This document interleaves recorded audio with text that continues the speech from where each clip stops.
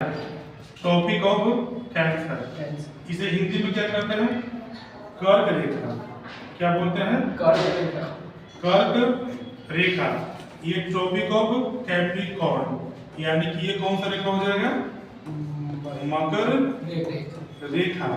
और पृथ्वी के बीचों बीच से जो गुजरती है उसे कहते हैं इक्वेटर लाइन, या इसे कहते हैं भूमध्य रेखा। भूमध्य रेखा, या इसको ऐसे भी समझ सकते हैं कि भूमि के बीच में खींची गई रेखा को भूमध्य रेखा कहते हैं। 3 क्वेश्चन बहुत परेशान करता है कंपटीशन में। पहला क्वेश्चन है कि कर्क रेखा को 2 बार काटने वाली नदी कौन है? कर्क रेखा को 2 बार काटने वाली नदी कौन है? मकर रेखा को 2 बार काटने वाली नदी कौन है? और भूमध्य रेखा को 2 बार काटने वाली नदी कौन है? तो याद रखना, ये जो है ना ट्रॉपिक ऑफ कैप्रिकॉर्न यानी कि मकर रेखा को 2 बार काटने वाली नदी का नाम है लिम्पोपो नदी। क्या नाम है? लिम्पोपो नदी। इसको कैसे मिटाइएगा? हाँ ऐसे लिख देते हैं।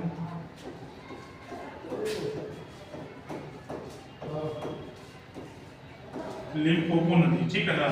उसके बाद ऊपर में चलेंगे तो कौन सी रेखा है? भूमध्य रेखा। इसको 2 बार काटने वाली नदी कौन सी है? उसका नाम है कांगो नदी। कांगो नदी, इसका नाम बदल गया है, इसको कहते हैं जायरे नदी। जायरे नदी। और उसके ऊपर चलेंगे तो मिलेगा कर्क रेखा। तो कर्क रेखा को काटने वाला जो नदी है उसका नाम है माही नदी। ये भारत में गुजरात में बहती है। अब इसमें कंफ्यूजन क्या है, तो बड़ा ही आसानी से बता दिए।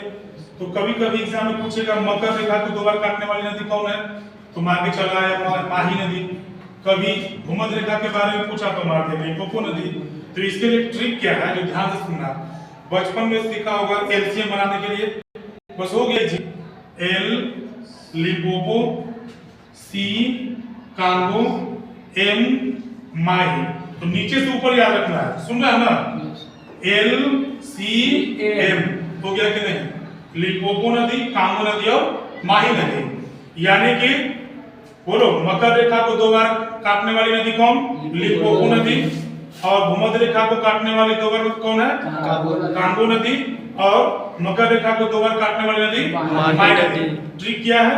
एलसीएम, नीचे में एल सी एम। याद रहेगा? कैसा लगा जान के? बहुत अच्छा। अब इसको याद करने के लिए बहुत दिमाग खराब रहता है, इसलिए सोचे कि मेरा भी प्रैक्टिस हो जाएगा और भी हो जाएगा।